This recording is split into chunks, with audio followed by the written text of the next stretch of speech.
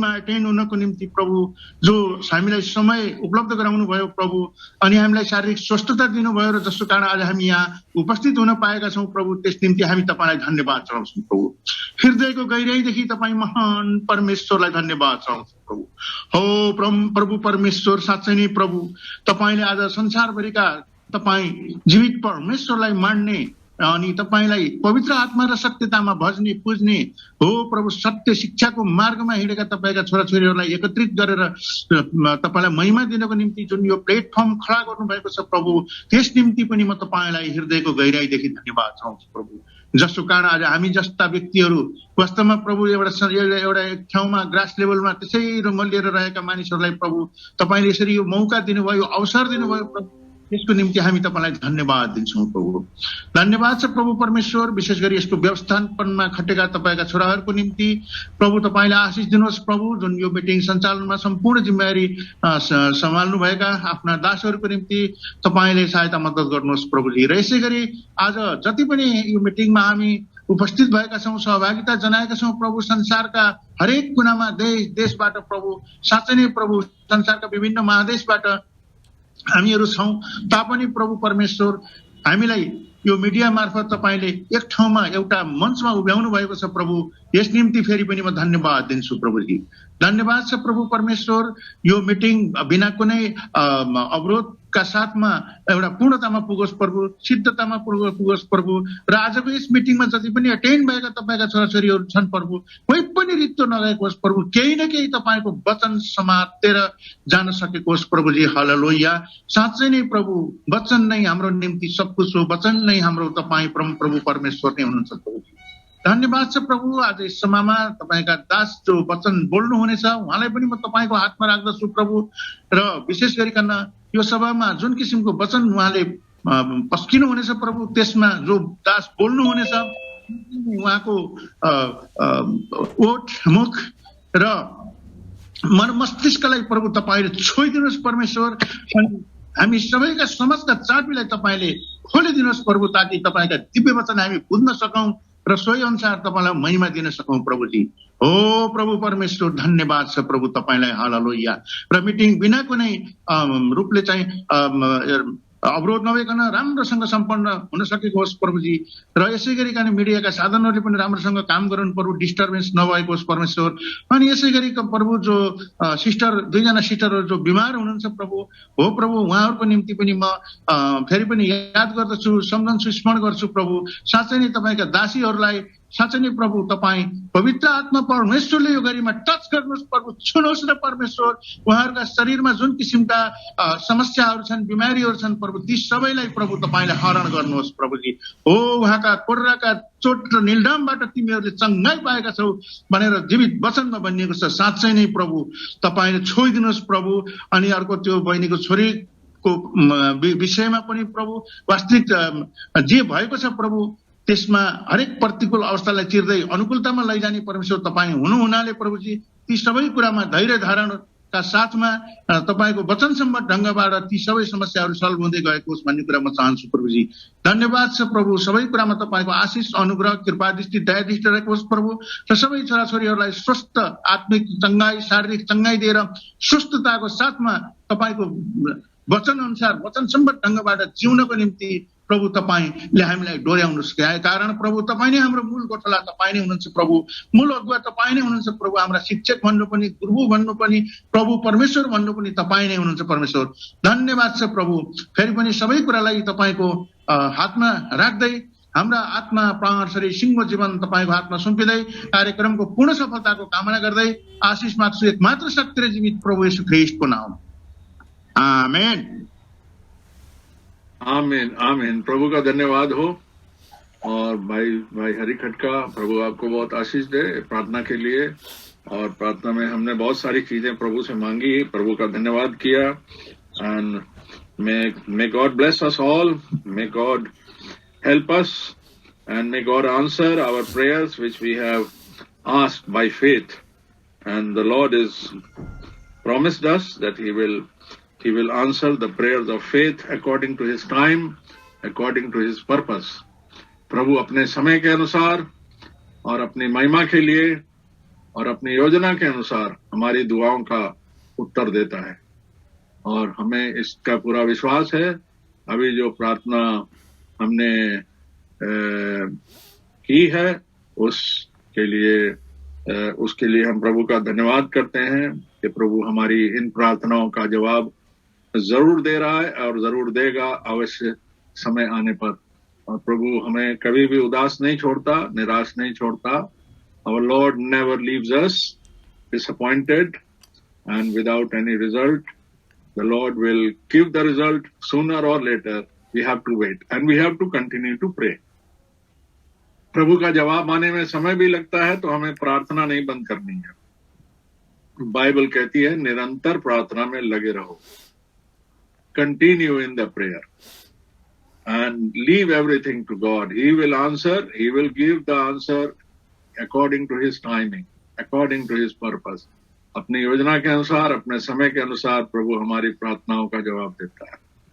और अभी हम एक गाना सुनेंगे। भाई किशन के द्वारा हम एक गीत सुनेंगे। भाई किशन रेडी है और भाई किशन के द्वारा हम एक गीत सुनेंगे। उसके बाद हम प्रभु के वचन में जाएंगे। Over to brother Krishna. आमीन आमीन। Thank you brother, God bless you brother. अभी जैसे भाई ने बोला कि प्रभु हमें निराश नहीं छोड़ता, क्योंकि प्रभु से होप सिर्फ प्रभु से आती है हमें, और आशा एक ही जगह से आती है। और संसार, भाई ने अभी थोड़ी देर पहले सिस्टर को बताते हुए बोला कि संसार तो आंधी है, सिर्फ आंधी नहीं, निराशा की आंधी है संसार। इसीलिए इसी पर एक भजन है छोटा सा, मैं गा रहा हूँ। सुर और ताल लय तो मेरे ऐसे ही है, फिर भी मैं प्रभु की महिमा के लिए गा रहा हूँ। निराशाको आँधीमा जब डुब्छु, लङ्गार बानी साथ देऊ प्रभु। निराशाको आँधीमा जब डुब्छु, लङ्गार बानी साथ देऊ प्रभु। अनुग्रहमा मलाई हिँडाऊ, अनुग्रहमा मलाई डोर्याऊ। अनुग्रहमा मलाई हिँडाऊ, अनुग्रहमा मलाई डोर्याऊ। उर्लादो आँधीले सामना गर्दा, त्रासित चेला सब हताश भए।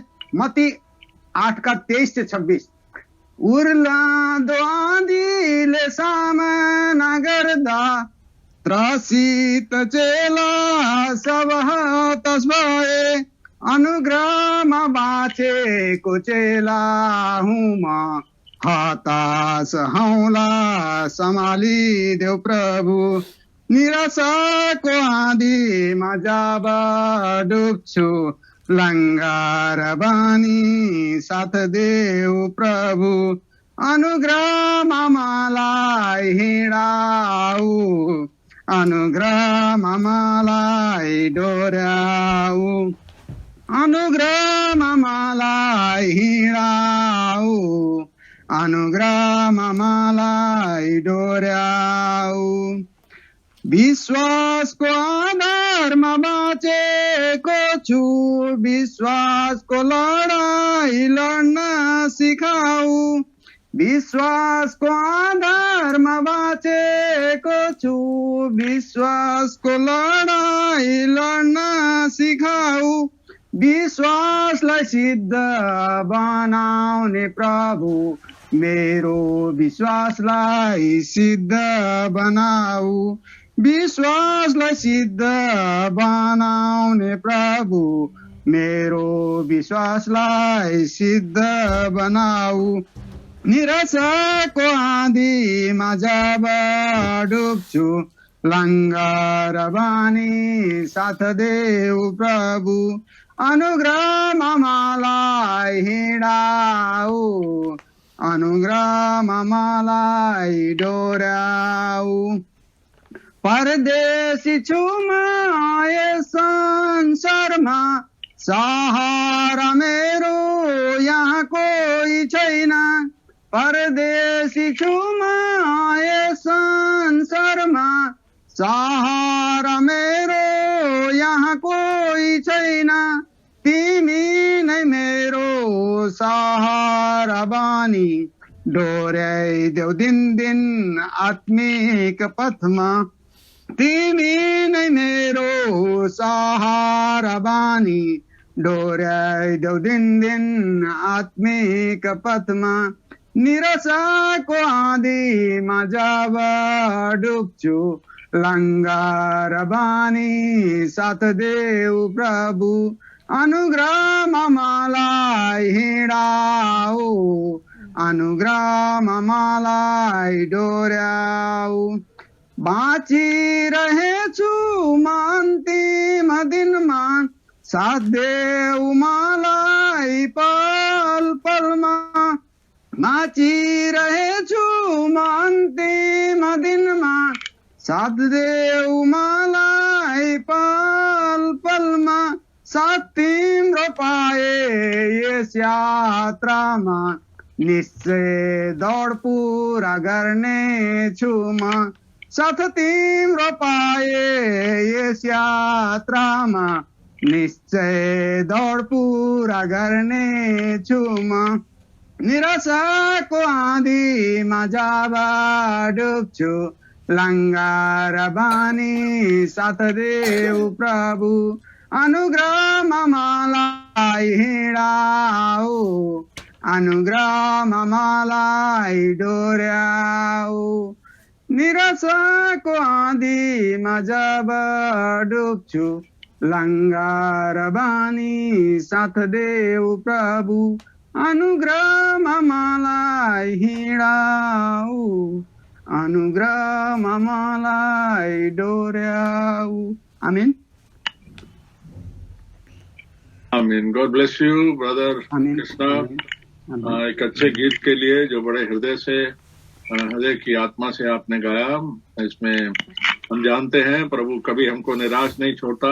जब हम पर आंधी तूफान आते हैं तो उसका अनुग्रह हम पर रहता है, और हम विश्वास से उससे प्रार्थना करते हैं तो हमारी प्रार्थनाओं को सुनता है।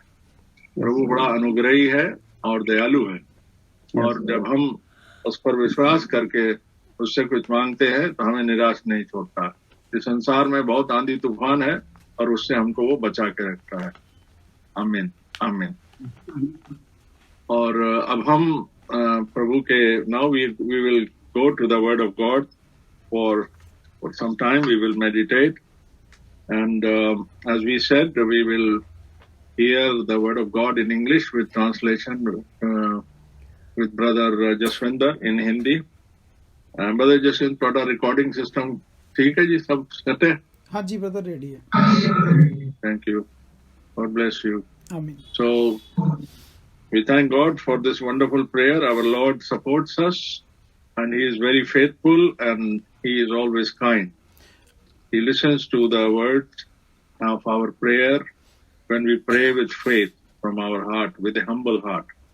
Our Lord is very kind. Now we will read one scripture now. We will now read one scripture, Brother Jaswinder. हम प्रभु का धन्यवाद करते हैं सुंदर गीत के लिए जो भाई ने गाया है, और अब हम प्रभु के वचन की तरफ बढ़ रहे हैं। और आइए हम प्रभु के वचन में जाएंगे, पवित्र शास्त्र को खोलेंगे। We will read from the book of, in the Old Testament, we will go to the book of Ezekiel, and we will read from verse 21 to the last verse. और हम Ezekiel chapter 12, verse 21 to the last verse. और हम is equal नबी की किताब में जाएंगे और उसका 12 अध्याय खोलेंगे और लास्ट तक पढ़ेंगे। इजकल नबी की किताब और उसका 12 अध्याय, 12 chapter. Now I will first read in English. I will read all the verses, all the 7-8 verses, and then Brother Jaswinder will read all the verses in Hindi. पहले मैं पढ़ूंगा, उसके बाद जो भाई जसविंदर पढ़ेंगे। Yes, we are reading from verse 21. और आइए हम 21 आयत से पढ़ने जा रहे हैं। We know the background of this scripture. हम जानते हैं इस कलाम का जो बेस है और जो है इसका कहने का मतलब, वो हम सब जानते हैं। here the word of God came to the prophet Ezekiel, and Ezekiel has written in his book. यहाँ पे इजकल नबी के पास परमेश्वर का वचन पहुंचता है और इजकल नबी परमेश्वर का वचन जो है लिखता है। We know Ezekiel was one of the major prophets into the Old Testament. हम जानते हैं इजकल जो नबी हुआ है वो पुराने नियम का एक बहुत बड़ा नबी हुआ है। God speaks to his prophets, and God gives them his word, and then they speak the word to God's people. प्रभु परमेश्वर ने अपना वचन जो है वो अपने नबियों को दिया है और उनके नबियों ने जो है परमेश्वर का वचन परमेश्वर से सुन के वही फरमाया है। And the time when Ezekiel was writing this scripture, when Ezekiel received this word, और जब इजकेल जो प्रभु का कलाम सुनता है, प्रभु से जब ये कलाम पाता है और लिखता है, जब that time we know there is the Israel or the Jews or Judah is in great problem. तब हम जानते हैं इजराइल और यहूदी कौम और यहूदा कौम जो थी उस वक्त मुश्किलों मुसीबतों में थी। There was a lot of unbelief going on there. उस समय में बहुत ही लोग जो थे अविश्वासी हो गए थे। There were a lot of wrong teachers giving so many stories about God. तब उनके समय में बहुत सारे जो थे झूठे उपदेशक, झूठे याजक, झूठे सेवक हो गए थे जो उनको परमेश्वर के बारे में झूठी कहानियां बता रहे थे। And many people were not believing in the prophecies of the Bible, of the Old Testament, and they were giving their own theories. और वो लोग जो थे जो परमेश्वर के वचन में जो परमेश्वर का वचन भविष्यवाणियां थी उनको बताने की बजाय वो अपनी कथा कहानियां बता रहे थे लोगों को। And the word of God was coming to his prophet again and again. परमेश्वर का वचन जो था उसके नबी के पास बार बार लगातार आ रहा था। See, sometimes God, not sometimes, every time God knows what a man is thinking.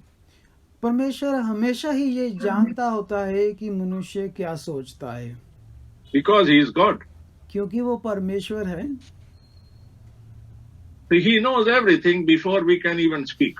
वो यहाँ तक हमारे बोलने से पहले ही जानता होता है कि हम क्या बोलने वाले हैं। So he has got the solution, he has got the answer ready for it, even before we could speak. इसीलिए वो हमारे बोलने से पहले उसका उत्तर भी जानता होता है परमेश्वर। So now here God is once again speaking to his prophet, to his man, and giving him some advice and some admonition and some caution for his people in Israel. और देखिए यहाँ पे परमेश्वर जो है वो इजकल को अपना वचन दे रहा है, अपने नियम और अपना कलाम दे रहा है, चेतावनी दे रहा है। And he's also trying to bring a correction in them. तो यहाँ पे देखिए परमेश्वर उन्हें ठीक करने की भी कोशिश कर रहा है। So now we will, with this thing in the background, as the background of the scripture, we will now read this scripture from Ezekiel chapter 12, verse 21 to verse 28. हम सभी ये इजकल नबी की किताब को जानते हैं, लेकिन हम इजकल नबी की 12 अध्याय की 21 आयत से लेके 24 आयत तक पढ़ेंगे। Verse 28. 28 आयत तक पढ़ेंगे। 21 to 28. 21 से लेके 28 तक हम सारा पढ़ेंगे। So now I'm going to read it all through in English, then brother will read in Hindi. मैं इंग्लिश में पढ़ूंगा, भाई हिंदी में पढ़ेंगे। And the word of the Lord came to me, saying, when it is saying me means Ezekiel. और जब ये लिखा जाता है कि यहोवा का वचन मेरे पास पहुंचा, मेरे पास का मतलब इजकल के पास, Because Ezekiel is writing this. क्योंकि इजकल नबी लिख रहा है। And he says, son of man. Who is son of man? Son of man is the prophet. वो लिख रहा है मनुष्य की संतान, मनुष्य की संतान यानी परमेश्वर का नबी। Now word of the Lord came to me saying, son of man, what is this proverb that you people have about the land of Israel, which says the days are prolonged and every vision fails, you can translate this now, brother, so that we will know, we will keep maintaining the context. Please read verse 21 and 22. फिर परमेश्वर यहोवा का वचन मेरे पास पहुंचा, हे मनुष्य के संतान, ये क्या कहावत है जो तुम लोग इज़राइल के देश में कहा करते हो, दिन अधिक हो गए हैं और दर्शन की कोई बात पूरी नहीं हुई। Now verse 23, tell them therefore, thus says the Lord God, I will lay this proverb to rest, and they shall no more use it as a proverb in Israel, but say to them, the days are at hand, and the fulfillment of every vision.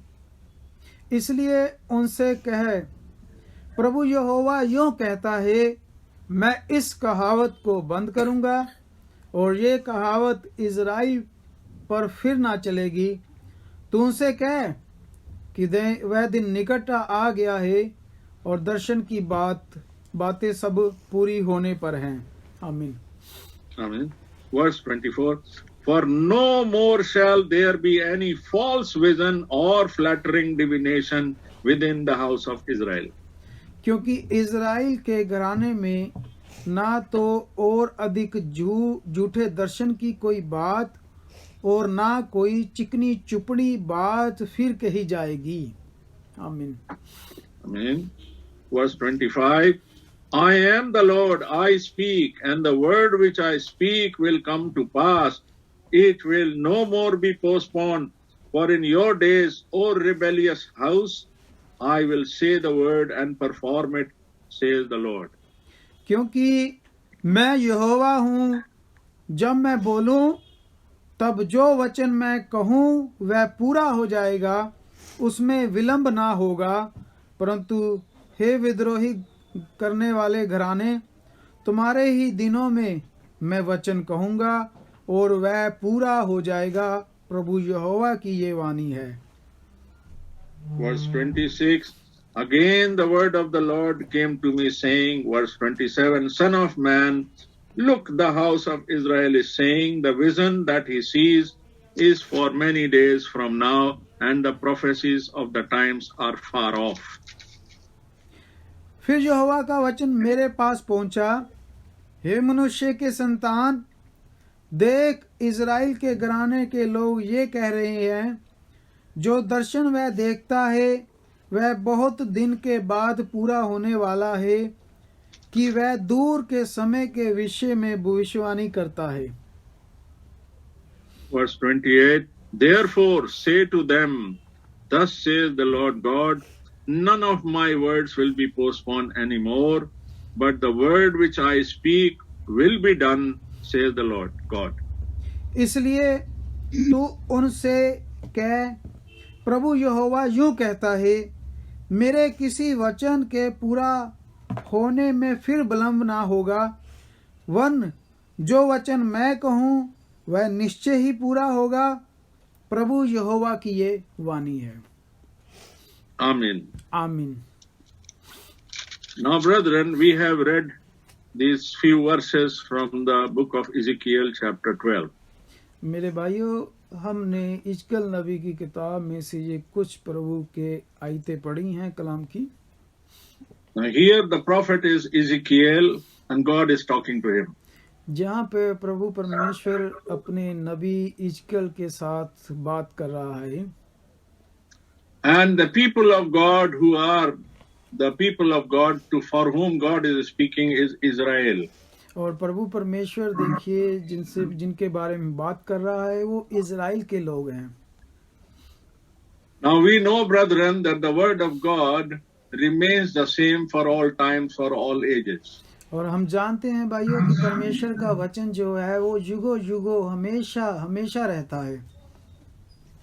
Now if we look at the subject matter in this text, लेकिन हम अगर इस कलाम में देखें कि परमेश्वर का वो कहने का मकसद क्या है, क्या विषय क्या है परमेश्वर का, he is giving a warning, he is also bringing a correction, and he is also giving advice. यहाँ पे परमेश्वर देखिए चेतावनी भी दे रहा है और करेक्शन सही भी कर रहा है और उन्हें सलाह भी दे रहा है। Amen. Or yeah, here he says to them that there are certain stories going on within the people of Israel about there are certain prophecies which God will fulfill soon. यहाँ पे हम देख रहे हैं कि परमेश्वर कह रहा है कि बहुत सारियां कहानियां सुनने को मिल रही हैं, कि बहुत सारियां कहानियां, कथा कहानियां चल रही हैं यहाँ पर, And they are not real as per thus saith the Lord. प्रभु परमेश्वर के कहने के मुताबिक ये सारी जो कहानियां चल रही हैं ये सही नहीं है। Now we can see, brethren, thousands of years ago, this was the same nature in the mankind, and devil has been working and bringing wrong teachings within the people of God. अब भैया देखो कि हजारों साल पहले भी शैतान जो था वो अपने लोगों के बीच में देखिए बहुत सारी मिलावट, बहुत सारी कथा कहानियां लाया था। And those teachings and those preachings become very popular. और देखिए उस समय भी ये कथा कहानियां बहुत मशहूर हुई। And God is watching everything. लेकिन परमेश्वर सभी कुछ देख रहा था। Now God sent his prophet. तब परमेश्वर ने अपना नबी भेजा। And he told his prophet, as thus saith the Lord. उस नबी ने वही कहा जो यहोवा यूं फरमाता वाला वचन है। And God said what he wanted to say. और उसने वही कहा जो परमेश्वर ने उससे कहा। This is what he is talking in verse 22 here. और देखिए यही वो बात है जो प्रभु 28 में कह रहा है। In verse 22, और देखिए 22 आयत में he says in verse 22, वो देखिए 22 आयत में कह रहा है, he tells to Ezekiel the prophet, what is this proverb that you people have about the land of Israel? हे मनुष्य की संतान, ये क्या कहावत है जो तुम लोग इज़राइल के देश में कहा करते हो। Now he is telling also what is that proverb. प्रभु यहाँ कह रहा है ये क्या कहावत है जो तुम कह रहे हो। And that proverb is, the days are prolonged and every vision fails. और जो कहावत क्या थी कि दिन अधिक हो गए हैं, दर्शन की कोई बात पूरी नहीं हुई। That means creating doubt, creating misunderstanding, creating unbelief in the program of God. देखिए क्या लाया जा रहा था परमेश्वर की योजना के बीच में, गड़बड़, शंका और शक लाया जा रहा है। देखिए परमेश्वर की योजना में। And word of God tells us who is doing this, who always does this. और परमेश्वर का वचन कहता है ये कौन कर रहा है।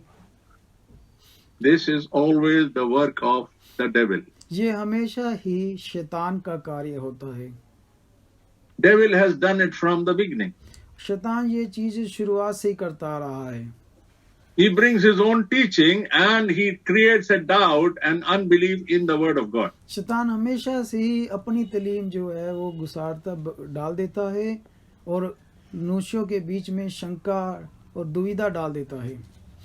But God will always complete his work. लेकिन परमेश्वर हमेशा से ही अपनी योजना को पूरा करता है। No one can stop the work of God. कोई भी परमेश्वर के कार्य को रोक नहीं सकता। Devil has been trying hard from the Garden of Eden. शैतान तो सिर्फ जो है बाग अदन से ही कोशिश कर रहा है। He is fighting a war against God since he was thrown down from heaven. देखिए वो तो तब से ही परमेश्वर के साथ युद्ध कर रहा है जब वो स्वर्ग से गिराया गया। So he brought this new fables and new proverbs in the land of Israel. और देखिए इसीलिए वो इज़राइल में एक नई तरह की कहावत ले आया। Jesus always warned us even in the New Testament about the false prophets and the wrong teachers. प्रभु यीशु ने भी नए नियम में हमेशा ही इस चीज के ऊपर खबरदार किया है, डांटा है झूठे मसीह, झूठे सेवकों के लिए। Peter also tells in letter to Christians, we don't talk about the cunningly devised fables. पतरस भी देखो अपनी पत्री में लिखता हुआ है कि बहुत सारे झूठे सेवक आ जाएंगे, बहुत सारे झूठे प्रचारक। We are not talking stories which are wrong. हम जो कहानी नहीं बता रहे हैं जो गलत है। The word of God does not tell wrong stories. परमेश्वर का वचन कोई हम कभी भी गलत कहानी नहीं कोई बताता। Word of God tells us the promises of God which we need to believe. परमेश्वर का कलाम जो है हमेशा अपना वचन बताता है जो बाइबल में लिखा हुआ है।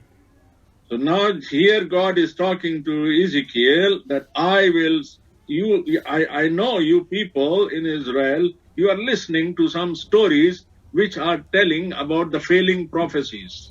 और देखिए यहाँ परमेश्वर क्या कह रहा है कि तुम लोग जो कहावत कह रहे हो कि अब अधिक दिन हो गए, दर्शन की बात पूरी नहीं हो रही। And then he says in verse 23, I will lay this proverb to rest. अब देखिए परमेश्वर कह रहा है कि मैं ये कहावत बंद कर दूंगा। God can do everything. परमेश्वर सब कुछ कर सकता है। Wrong teaching was going on. देखिए गलत शिक्षा चल रही है, Wrong information was being passed on to the people. लोगों के बीच में गलत सूचनाएं जा रही है, But God can do everything. पर परमेश्वर सब कुछ कर सकता है। So he is telling, I will lay this proverb to rest and they will no more use this proverb in Israel. अब देखिए परमेश्वर कह रहा है मैं इस कहावत को बंद करूंगा और ये कहावत इजराइल में फिर कभी ना चलेगी। And then they will come to know तो तब ये जानेंगे the days are at hand and the fulfillment of every vision. कि दर्शन की सब बातें जो है पूरी होने पर है। God is vindicating his prophet.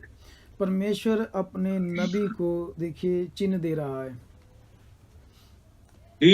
When there is a prophet from God, he will have thus saith the Lord.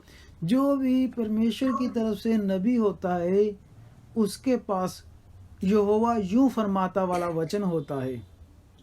A prophet which has been appointed and sent by God, God always support that prophet. जो भी नबी परमेश्वर की तरफ से भेजा होता है परमेश्वर हमेशा उसकी मदद करता है। And whatever that prophet will speak, it will be thus saith the Lord. और जब भी वो नबी बोलेगा वो वही होगा जो यहोवा यूं फरमाता है। Because that voice of the prophet will align, will be the same as word of God. क्योंकि उसका वचन जो होता है वो वही होता है जो यहोवा यूं फरमाता है। Any word which anybody will speak which does not match with the word of God is not thus saith the Lord. जो भी किसी का वचन जो है अगर कलाम के साथ वचन के साथ मेल नहीं खाता होता वो परमेश्वर का वचन नहीं होता। Here God himself is bringing a guarantee. I will stop those wrong teachings and they will not talk about them.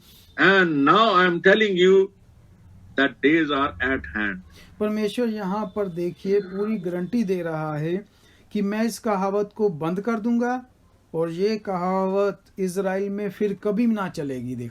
देखिए And he says in verse 24, no more there will be any false vision or flattering divination within the house of Israel. प्रभु 25 आयत में देखिए क्या कह रहा है, क्योंकि मैं यहोवा हूँ, जब मैं बोलूं तब जो वचन मैं कहूँ वह पूरा हो जाएगा। देखिए Because when God starts his work, then he declares it through his prophet and it will be done. देखिए जब परमेश्वर कोई वचन बोलता है वो अपने नबी को बताता है, वो वचन को पूरा कर देता है, विलंब नहीं करता। In verse 25 he says, I am the Lord, I speak, and the word which I speak will come to pass. और 25 फिर आयत में देखिए, क्योंकि मैं यहोवा हूँ, जब मैं बोलूं तब जो वचन मैं कहूँ वह पूरा हो जाएगा। Now here Ezekiel is not writing that I am Ezekiel and I am the prophet and my word will complete. यहाँ पे देखिए इजकल ऐसे नहीं कह रहा कि मैं इजकल हूँ, मैं नबी हूँ, मेरा वचन पूरा होगा। इजकल ऐसा नहीं कह रहा। The prophet who is sent by God will always refer to God. जो भी परमेश्वर की तरफ से भेजा हुआ सेवक होता है वो हमेशा ही यहोवा यूं कहता है, वचन कहेगा कि परमेश्वर ने कहा है। That is why in verse 20 says he unquote and quote and unquote he says, I am the Lord, I speak, and the word which I speak will come to pass. अब देखिए इसीलिए परमेश्वर ने 25 आयत में ये कहा है कि मैं यहोवा हूँ, जब मैं बोलूंगा तो जो वचन कहूंगा वो पूरा हो जाएगा।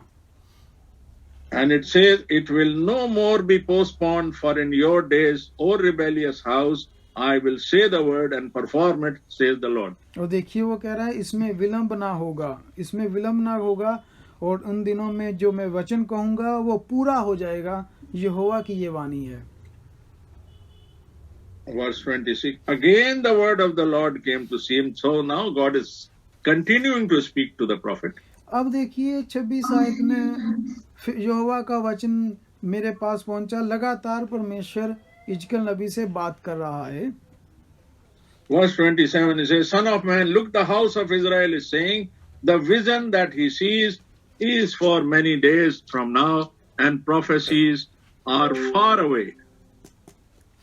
हे मनुष्य की संतान, देख इज़राइल के घराने के लोग ये कह रहे हैं, जो दर्शन वह देखता है वह बहुत दिन के बाद पूरा होने वाला है, और वह दूर के समय के विषय में भविष्यवाणी करता है।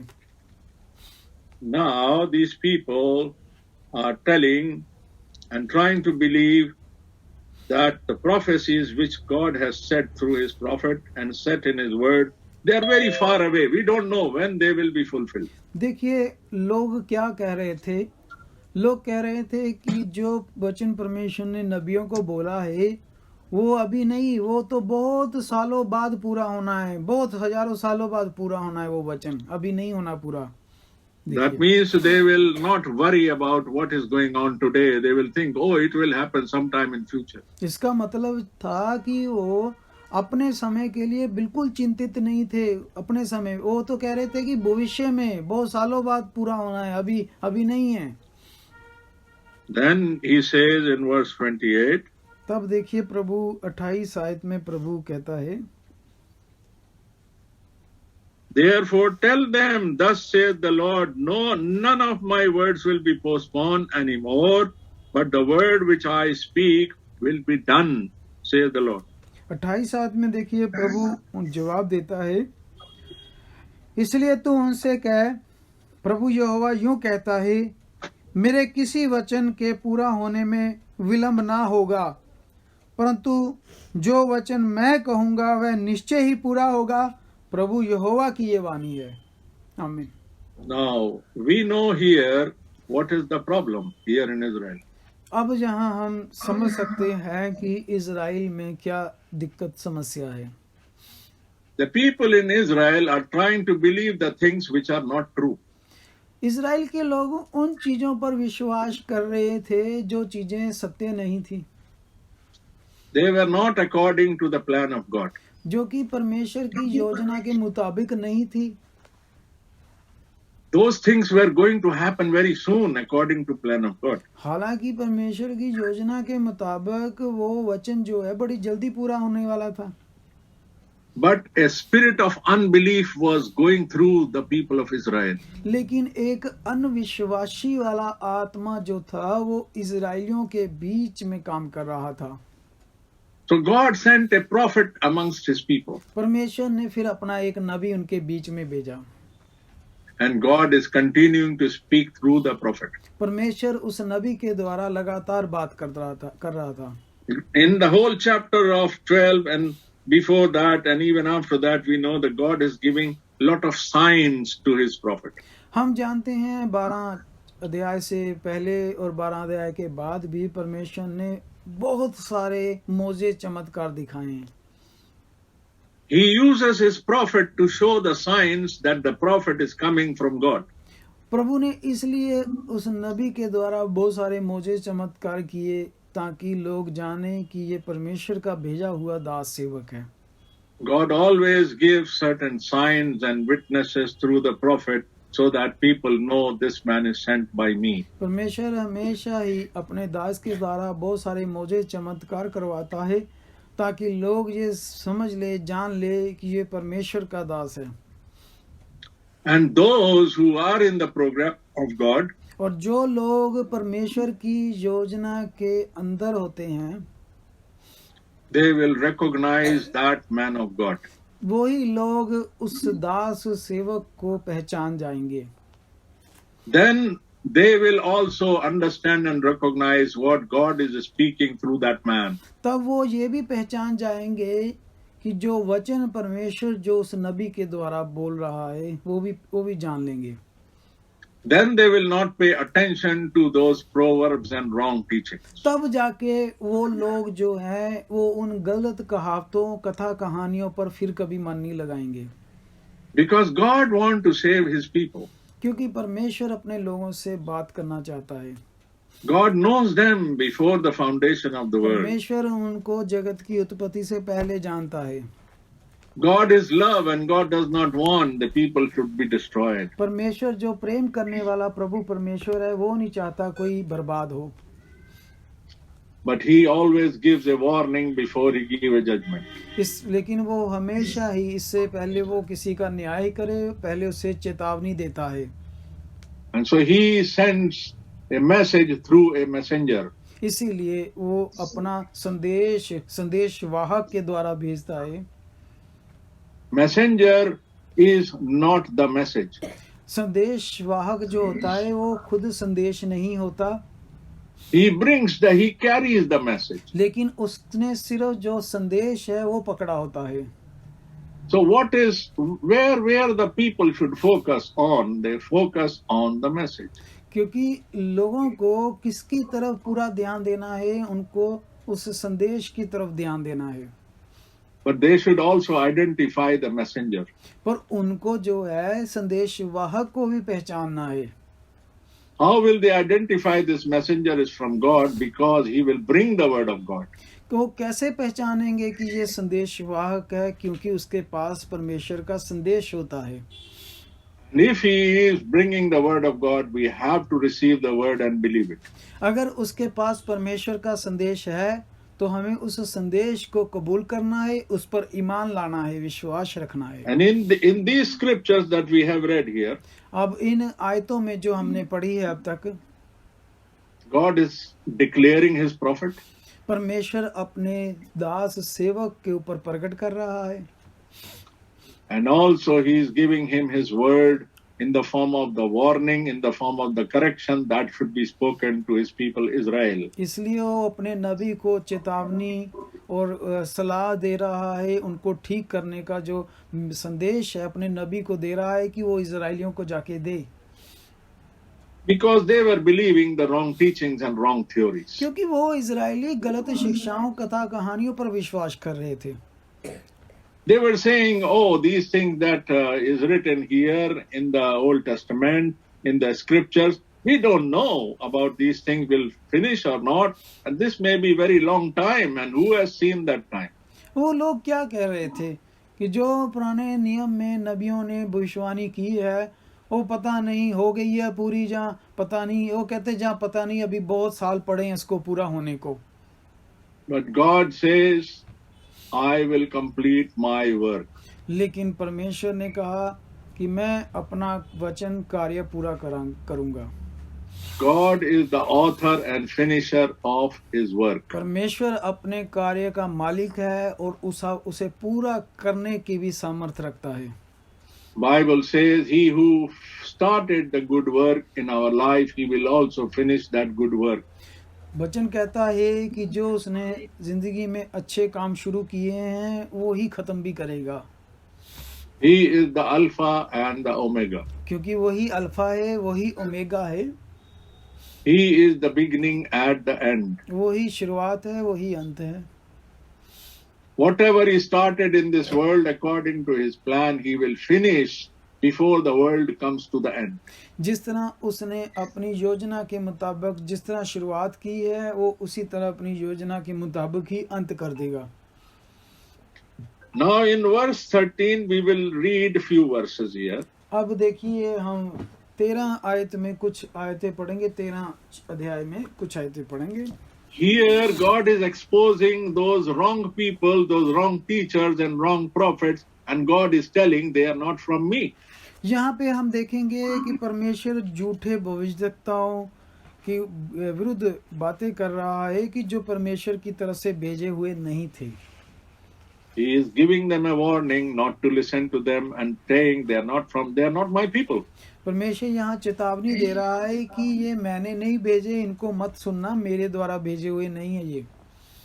In verse 2 of chapter 13 he says, 13:2 में लिखा है, Son of man, prophesy against the prophets of Israel who prophesy and say to those who prophesy out of their own heart, hear the word of the Lord. हे मनुष्य की संतान, Israel के जो भविष्यद्वक्ता अपने ही मन से भविष्यवाणी करते हैं, उनके विरुद्ध भविष्यवाणी करके तू कह, यहोवा का वचन सुनो। आमीन। Yes, you prophesy against those wrong prophets that you must hear the word of God and don't preach the wrong prophecies. वो झूठे जो भविष्यद्वक्ता हैं, वो उनको कह कि उनके विरुद्ध भविष्यवाणी करके कह, यहोवा का वचन सुनो। In verse 3 he says again, 3 आयत में, now here the Lord God is opening the character of these false prophets. यहाँ पे परमेश्वर उन झूठे सेवकों का जो है स्वभाव जो प्रकट कर रहा है। He says, woe to those foolish prophets who follow their own spirit and have seen nothing.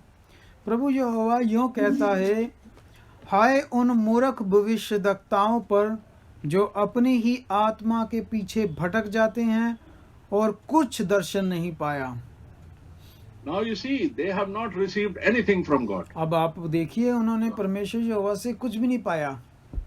They are guided by their own spirit, not by the spirit of God. वो देखिए, अपने आत्मा की अगुवाई में चल रहे थे, ना कि परमेश्वर की आत्मा की अगुवाई में। So they are the false prophets. और यहाँ पे लिखा है वो झूठे जो थे भविष्यद्वक्ता। So that's why God is telling to Ezekiel that you prophesy to those prophets. Be careful, you are wrong people. इसलिए परमेश्वर ने अपने नबी इजकल को कहा कि इन झूठे भविष्यद्वक्ताओं के विरुद्ध भविष्यवाणी करके कह कि तुम झूठे हो। In 4th verse he says to Israel, your prophets are like foxes in the desert. 4 आयत में परमेश्वर देखिए कह रहा है कि हे इज़राइल, तेरे भविष्यद्वक्ता खंडरों में लोमड़ियों के समान है, लोमड़ियों के समान। In verse 6 he says, they have envisioned futility and false divination, saying, thus saith the Lord, but the Lord has not sent them, yet they hope that the word may be confirmed. 6 आयत में प्रभु का वचन, ये लोग जो कहते हैं कि यहोवा की ये वाणी है, उन्होंने भावी का व्यर्थ और झूठा दावा किया है, और तब भी ये आशा दिलाई कि यहोवा ये वचन पूरा करेगा, तो भी यहोवा ने उन्हें नहीं भेजा है। Although God has not sent them, still these false prophets are declaring their own thoughts on the people, saying these thoughts have come from God. अब देखिए, जितने झूठे भविष्यद्वक्ता थे, ये परमेश्वर ने नहीं इनको बोला था, लेकिन ये अपने तरफ के अपने विचारों को कह रहे थे कि यहोवा ने ऐसा कहा है। In verse 7 he says, 7 आयत में, in the last portion of the verse 7 he says, the Lord says, but I have not spoken. 7 की आखिर में पढ़े, वहाँ कहते हैं कि वो कहते हैं, तुम कहते हो कि यहोवा की ये वाणी है, परंतु मैंने तो कुछ नहीं कहा। God is declaring to for those people and warning his people, I have not spoken to them, be careful. प्रभु परमेश्वर ने यहाँ देखिए कहा है कि मैंने नहीं तुम्हें कहा है, सावधान रहो, मैंने नहीं ये कहा तुम्हें ऐसा कुछ। And in verse 8 he is warning those people. 8 आयत में प्रभु उन लोगों को चेतावनी दे रहा है। He says, because you have spoken nonsense and envisioned lies, therefore I am indeed against you, says the Lord God. 8 आयत में प्रभु उन्हें चेतावनी दे रहा है। प्रभु यहोवा तुमसे यूं कहता है, तुमने जो व्यर्थ बातें कही और झूठे दर्शन देखे हैं, इसलिए मैं तुम्हारे विरुद्ध हूँ, प्रभु यहोवा की ये वाणी है। Now here we see, brethren, that how God first declares his own man, देखिए अब यहाँ पे प्रभु परमेश्वर ने पहले कैसे अपने सेवक को प्रकट किया है, and then he declares a caution and correction for his own people of Israel. फिर उसने अपने लोगों को सावधान किया और उन्हें ठीक किया है, And then he tells his own people, and he is talking to those wrong prophets and wrong teachers. फिर उसने अपने लोगों को झूठे सेवक झूठे भविष्यद्वक्ताओं को बताया है, And he is exposing those wrong prophets that I have not spoken to them, they are liars. परमेश्वर ने झूठे ये जाजक झूठे सेवक भी थे वो भी प्रकट कर दिए कि मैंने इन्हें नहीं भेजा, ना ही मैंने इन्हें कुछ कहा है। Dear brothers and sisters, the word of God is written for all ages and all times, and it is always for the present tense. भाई बहनों, परमेश्वर का वचन जो है वो जो लिखा हुआ है बोला हुआ है वो युगों युगों रहता है, हमेशा रहेगा। The way it was written, the way it is warning, the way it is exposing the wrong people, it is even doing today.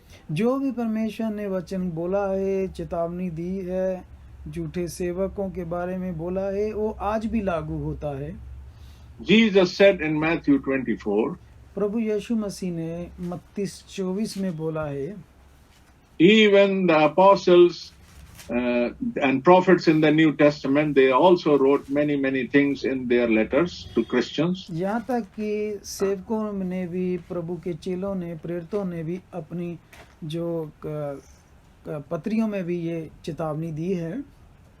Jesus himself said there will be false teachers and false Christs and false prophets in these days. प्रभु यीशु ने कहा कि अंत के दिनों में झूठे सेवक झूठे भविष्यद्वक्ता उठ खड़े होंगे। They bring wrong teachings and wrong doctrines and wrong prophecies. वो बहुत सारी झूठी शिक्षा, झूठा प्रचार, झूठी भविष्यवाणियां ले आएंगे। They will say, God has spoken to me. वो कहेंगे कि परमेश्वर मुझसे बात की है, मुझसे बात करता है। And now this is the word of God. They will bring duplicate, thus saith the Lord. वो देखिए एक नकली ले आएंगे और कहेंगे कि परमेश्वर का वचन है, परमेश्वर यूं फरमाता है। And they will bring it in such a way that it will look real and original. और देखिए वो इतने तरीके से काम करेंगे कि एक तरह का असली दिखेगा सब कुछ। But Bible says the chosen ones or the elect will come to know they cannot be deceived. पर प्रभु का वचन कहता है कि जो चुने हुए हैं वो भरमाए या फंसाए नहीं जाएंगे इनके। We know in the times we are living, brethren, these are the last of the last days. मेरे भाई बहनों, हम जानते हैं जिस समय में हम रह रहे हैं वो आखिरी नहीं बल्कि आखिरी का भी अब आखिरी है। We are waiting for the coming of the Lord. हम प्रभु यीशु मसीह की आमद का इंतजार कर रहे हैं। His coming can be any moment from any moment now. प्रभु यीशु मसीह की आमद अब कभी भी किसी भी वक्त हो सकती है। We have seen the signs of the season and the weather we are living in now. हम जिस समय में रह रहे हैं, मौसम, हालात चारों तरफ जो है ये देख सकते हैं। अब We know the environment around us is already ready, getting prepared for the coming of the Lord. जो हम आज दाएं बाएं हालात देख रहे हैं, हम समझते हैं, जानते हैं कि अब प्रभु की आमद के लिए तैयार है। Why do we know this? हम क्यों ये जानते हैं And how do we know this? और हम ये कैसे जानते हैं?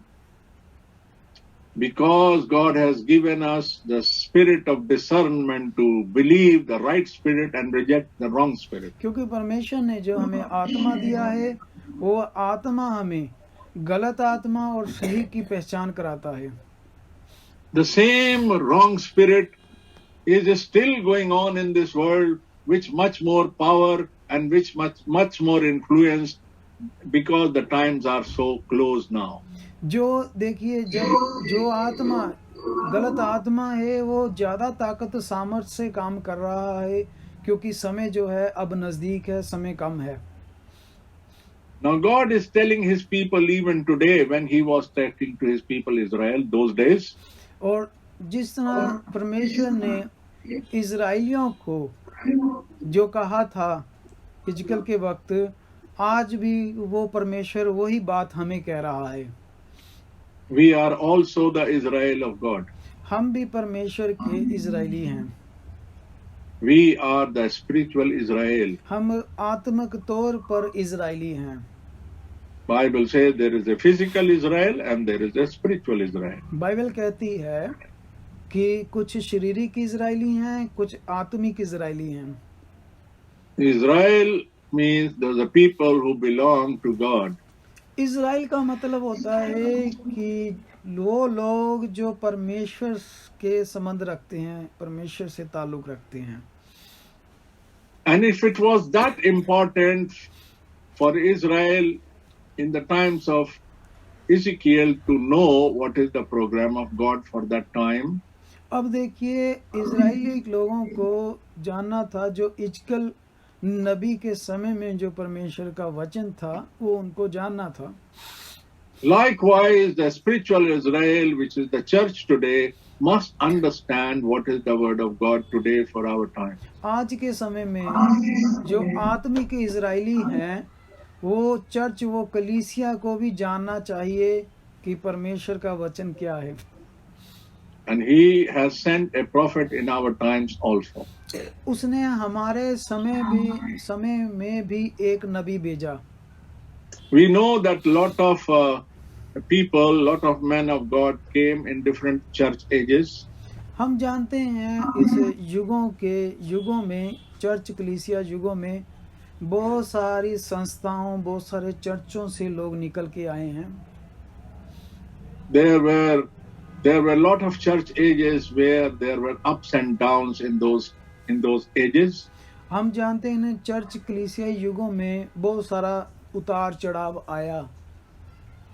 God always kept his people in every age. लेकिन परमेश्वर ने हर एक युग में अपने लोगों को संभाल के रखा। God's own people in every age kept the word given to them for their time. अब देखिए, हर एक युग में परमेश्वर के लोगों ने परमेश्वर का वचन पकड़ के रखा। And in those ages also the wrong teachings and wrong prophets and wrong doctrines were going on. और यहाँ तक देखिए आप, हर एक युग में बहुत सारी गलत शिक्षाएं, बहुत सारी गलत तालीमें होती थी। But God warned them, and the children of God rejected those wrong teachings and wrong theories and followed the true prophet and his true teachings.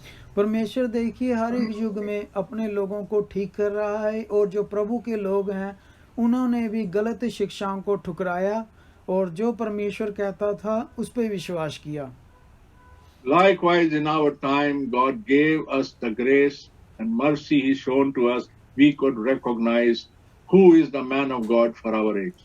इसी तरह हमारे समय में भी परमेश्वर ने अपने अनुग्रह के द्वारा हम पे ये अनुग्रह किया कि हम उसके भेजे हुए सेवक को, उसके दास को पहचानें। If our eyes were not opened by His mercy and grace, we will still be blind.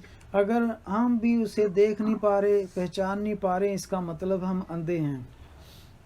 But once we can see, we don't want to work or act like the blind people. अगर हम देख लेंगे तब हम अंधों की तरह नहीं करेंगे काम। If we still act like the blind people, then we make God very angry. अगर फिर भी हम अंधे रहेंगे तो परमेश्वर हमसे बहुत क्रोधी होगा।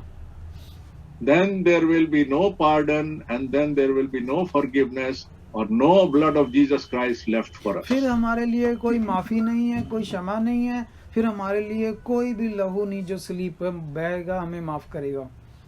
Because He has opened our eyes, He has given His word, He has told us what is thus saith the Lord, and we cannot reject it. क्योंकि उसने हमारी आंखें खोली, हमें अपना कलाम दिया और हमें सब कुछ दिखाया, फिर भी हम अंधे रहे तो फिर नहीं माफ करेगा।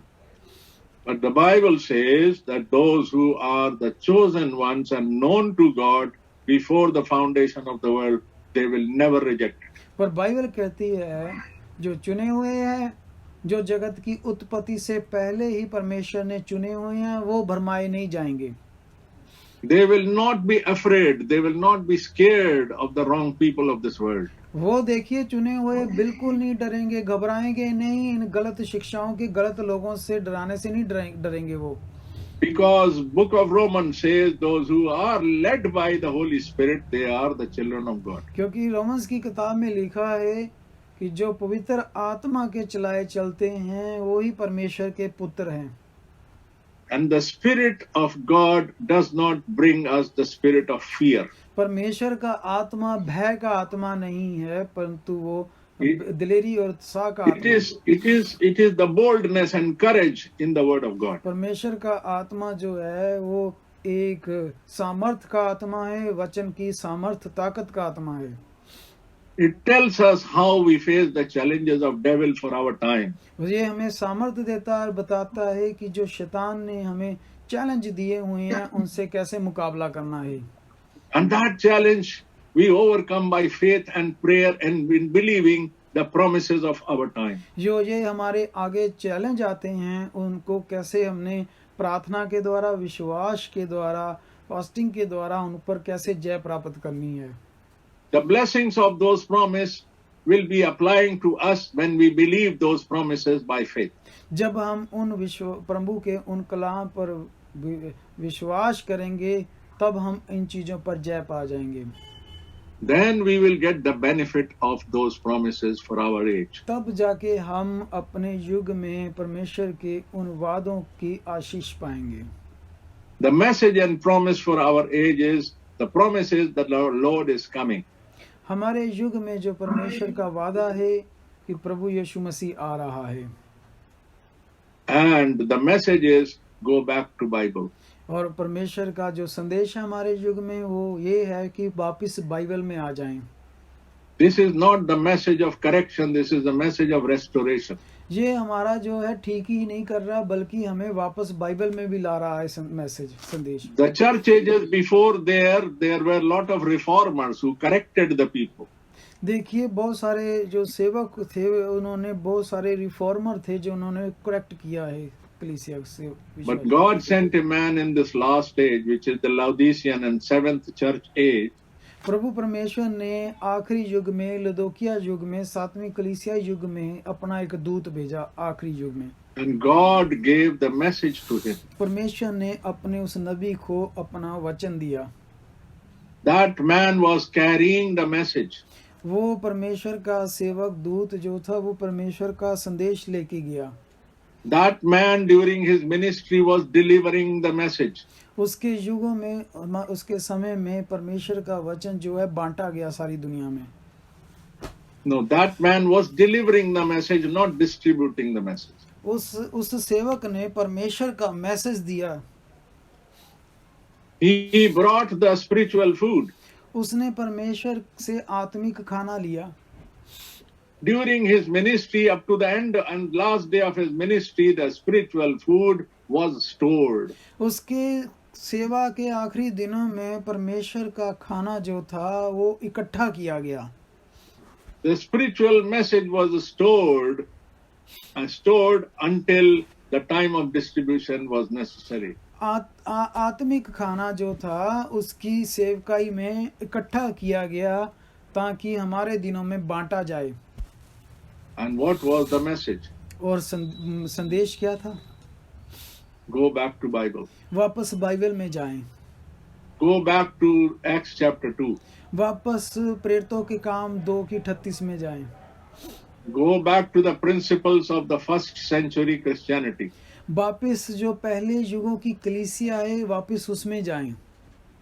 Come out from all the denominations and all the sects and all the wrong teaching. Come out from them. सब संस्थाओं से, धड़ों बंदियों से, सब तरह की से गलत शिक्षाओं से बाहर निकल के आ जाएं। God said, I will reject all the proverbs and stories which are going on among my people. परमेश्वर कह रहा है कि मैं सभी झूठी कहावतों को बंद कर दूंगा जो आप मेरे लोगों में चल रही है। And God is speaking now through His word. परमेश्वर अपने वचन के द्वारा बात कर रहा है। He says, I am the Lord God and I have spoken. और प्रभु कह रहा है मैं परमेश्वर हूँ और मैं यूं फरमाता हूँ।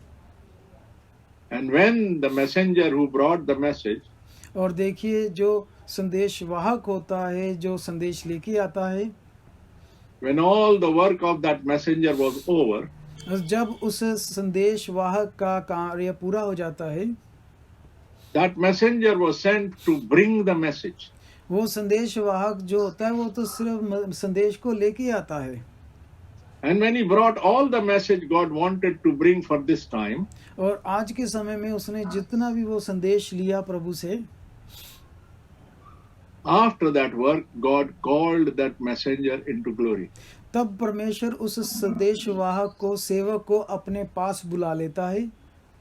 So what did the messenger leave after going into the glory? What did he leave behind? जब संदेश वाहक वापस प्रभु में सो जाता है, पीछे क्या छोड़ जाता है?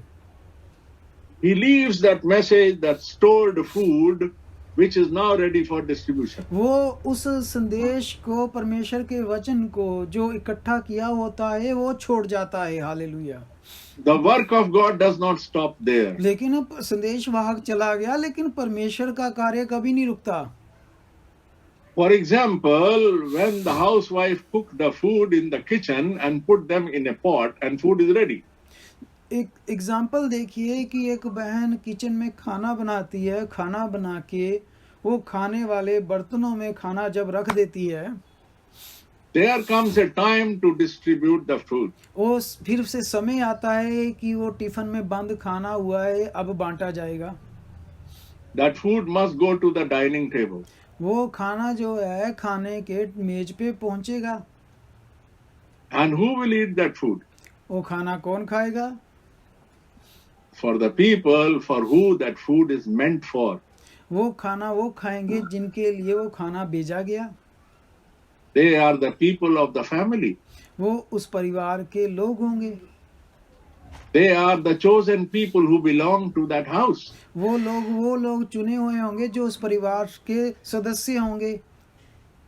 That food is not for the outsiders. ये वो आस पास पड़ोसियों के लिए नहीं खाना होगा। वो Even though that food is given out to everybody, अगर आप वो खाना हर किसी को देंगे, that food will be beneficial and received by only those people who are meant to receive it. ये वो खाना उन्हीं के लिए लाभदायक होगा जो उस खाने को लेंगे, रिसीव करेंगे इज्जत से, रिस्पेक्ट से। So there came the ministry thereafter, the time came to distribute that food. जब वो समय आया कि अब वो खाना जो है वो बांटा जाए। Now that food which was stored by the prophet, that food has been going on and going on since the prophet left. और देखिए जब वो नबी सेवक जो था वो चला गया, पर जो खाना उसने स्टोर किया था उसके बाद वो खाना लगातार बांटा जा रहा है, दिया जा रहा है। And we know God gave the ministry, through that ministry, through his called out man's ministry, that food has been distributed for many decades. और हम जानते हैं प्रभु ने अपने दास को चुनकर उस दास के द्वारा जो था ये खाना पूरी दुनिया में बांटा गया, दिया गया सेवक के द्वारा। God did not give a different food to that man. परमेश्वर ने वो कोई दूसरा खाना नहीं दे दिया फिर उस सेवक को बांटने के लिए। God told his called out man after the prophet, now take this food and now distribute it. परमेश्वर ने कहा कि जो मेरा नबी सेवक अब सो गया हुआ है, परंतु जो खाना उसने स्टोर किया हुआ है उसे ले और उसे बांट, वही खाना। This is how our dear brother Frank gave his testimony. God told him, my dear servant, your time starts now. आमीन आमीन। इसी तरह हमारे भाई फ्रैंक को प्रभु ने कहा कि मेरे दास फ्रैंक, तेरा समय आ गया है, अब मैं तुझे इस शहर से दूसरे शहरों में भेजूंगा जो तू मेरा खाना वचन बांटेगा, देगा। The food which has been stored must be distributed now. जो खाना देखिए नबी के द्वारा स्टोर किया गया था, अब समय आ गया था कि उसको पूरी दुनिया में बांटा जाए। Hallelujah. The food is no good if it is lying in the kitchen. देखिए ये खाना फिर अच्छा नहीं है जब अगर वो किचन में रह गया तो वो उसका कोई फायदा नहीं है फिर। God sent a prophet with the food and prophet delivered the food prophet spoke the fruit and put it in the vessel as a storage. परमेश्वर के नबी ने परमेश्वर से खाना लिया, वचन लिया और उसने वो It was खाना stored. It इकट्ठा was किया। stored. Whatever he spoke, it was stored on the tapes. उसने जो खाना उसको मिला, वचन मिला, उसने टेप में स्टोर कर दिया, टिफिन में पैक कर दिया। And there was a time when the Lord called him, and those tapes were required to be sent out, to be translated, to be sent out to the whole world. तब एक समय आया कि परमेश्वर ने वो टेपों को जो ट्रांसलेट किया अलग अलग भाषाओं में, वो इकट्ठा किया हुआ स्टोर का food.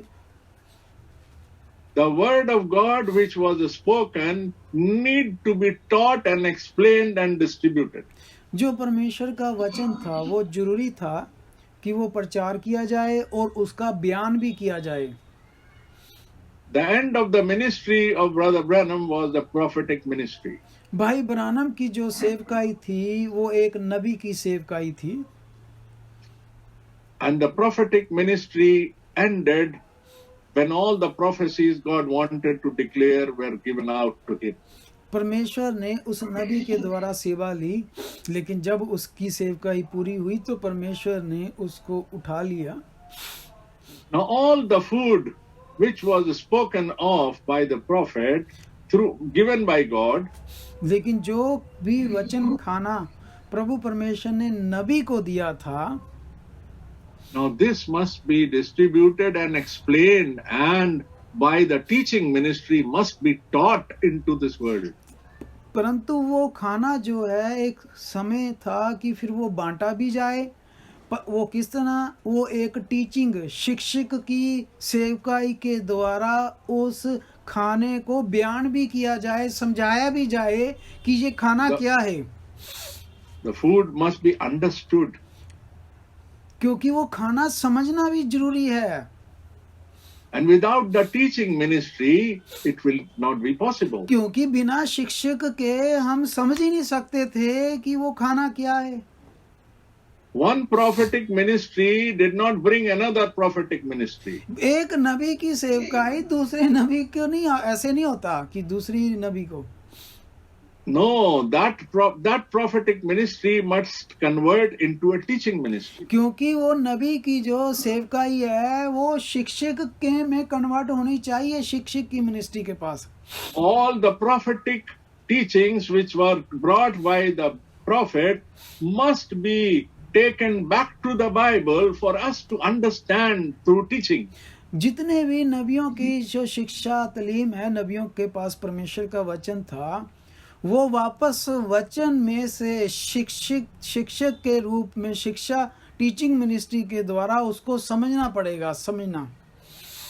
So the bride of Christ is being prepared by the teaching ministry. जो प्रभु की दुल्हन है वो शिक्षक की सेवकाई के द्वारा तैयार होती है। Now same way in the book of Ezekiel 20 chapter 12, और इजकल नबी की 12 चैप्टर के मुताबिक God wanted his people to understand what he is saying. प्रभु चाहता था कि उसके लोग जो हैं वो समझ जाएं कि प्रभु क्या चाहता है।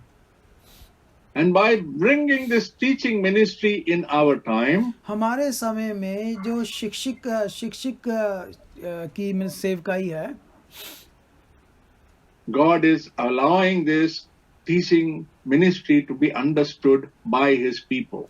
प्रभु चाहता है कि प्रभु के वचन की जो समझने की शिक्षक की ये सेवकाई है वो प्रभु के लोग समझे।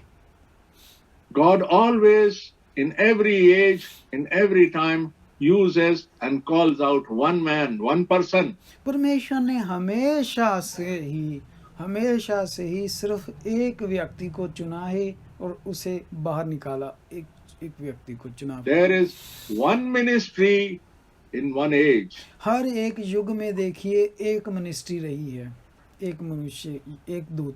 Then God has given a pattern in the church, in the New Testament church. इसी तरह नए नियम में चर्च में भी परमेश्वर ने वही तरीका रखा है।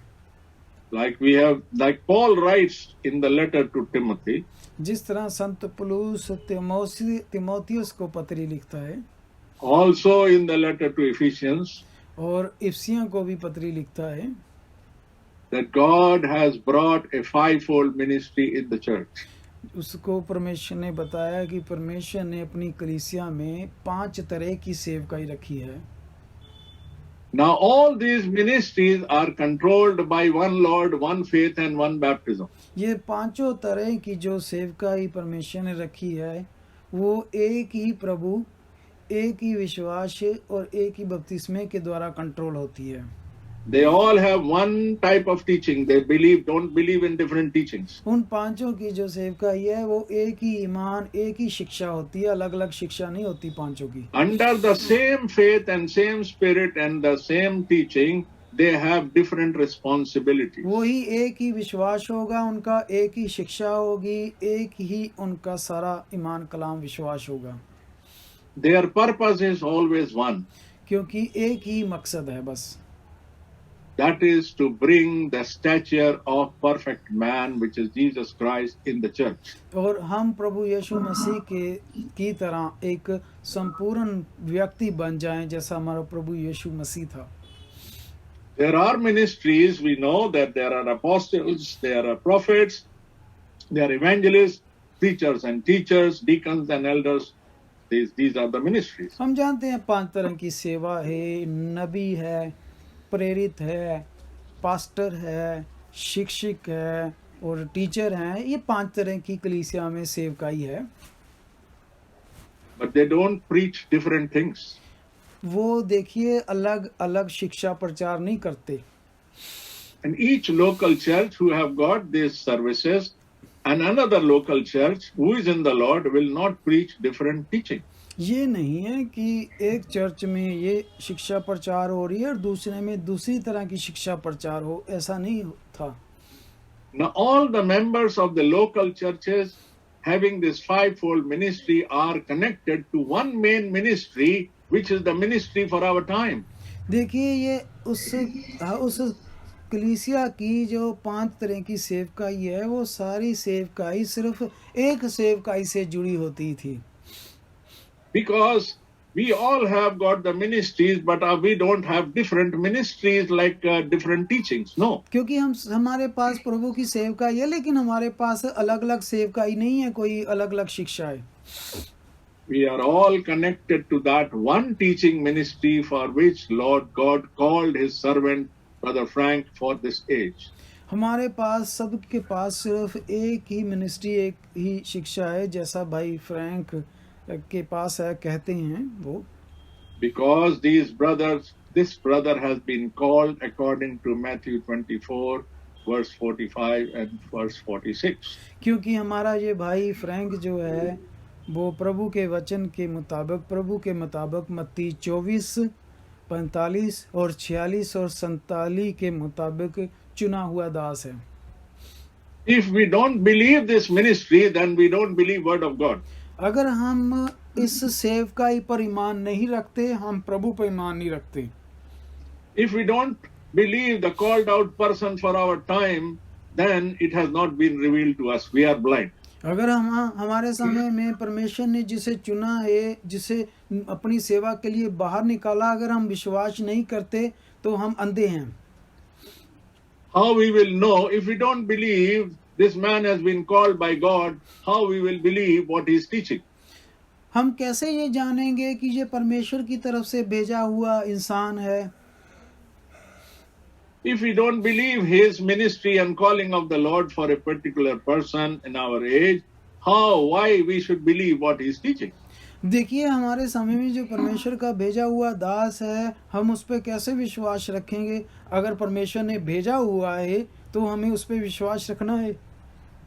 Then devil will come and quickly work in our hearts and show us different teachings in this time. फिर शैतान हमारे दिलों में आएगा और कई तरह की गलत शिक्षाएं भर देगा।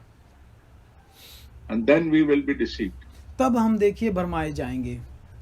It is important, brethren, we should first anchor by prayer and by grace of God our understanding on what ministry God has sent for our age. हमारे भाइयों, हमें प्रार्थना के द्वारा, ईमान विश्वास के द्वारा, कलाम को पढ़ने के द्वारा कबूल करना है, मानना है कि हमारे समय में परमेश्वर ने ये सेवकाई रखी हुई है। The name of the peoples is not written in the Bible. उन लोगों के नाम बाइबल में नहीं लिखे हुए हैं सेवकों के। How do we identify them? हम फिर कैसे उन्हें पहचानें? First of all, it will be revealed to us if we are in the program of God. पहली बात तो ये है, वो हम पर तब प्रकट होगा अगर हम परमेश्वर की योजना में हैं। God will look at our heart. Are we searching for the truth in our time?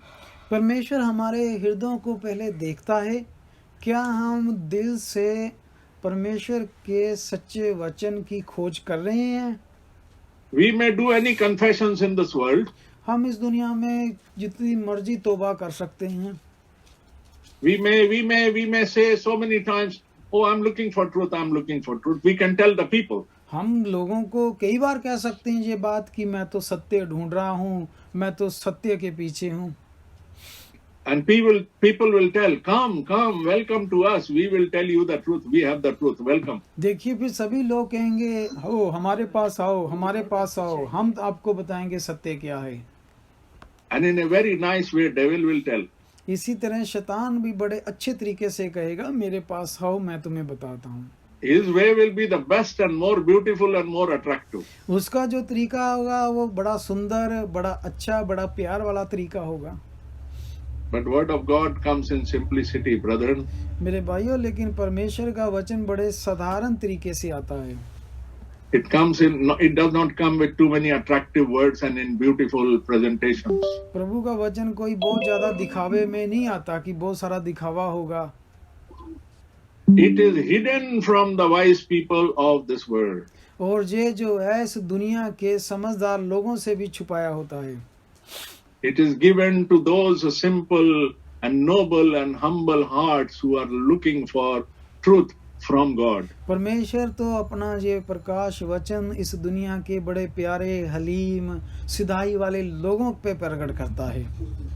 So when God looks at our heart, जब परमेश्वर हमारे हृदयों को देखता है, no human being can look at our heart. कोई भी दूसरा व्यक्ति हमारे हृदयों को नहीं देख सकता। The best of the pastor, the best of the preachers and teachers of the world cannot make a good judgment about another person's heart. इस दुनिया का सबसे बड़े से बड़ा सेवक, प्रचारक भी किसी दूसरे व्यक्ति का दिल नहीं देख सकता। Only God can search our heart. सिर्फ परमेश्वर हमारे दिलों को देख सकता है। And when God has seen the condition of my heart is honest and genuine for God, then God reveals it to me.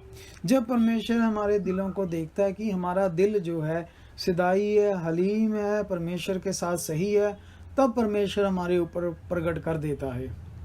I will receive the revelation and my eyes will only be opened when the condition of my heart is clear with God.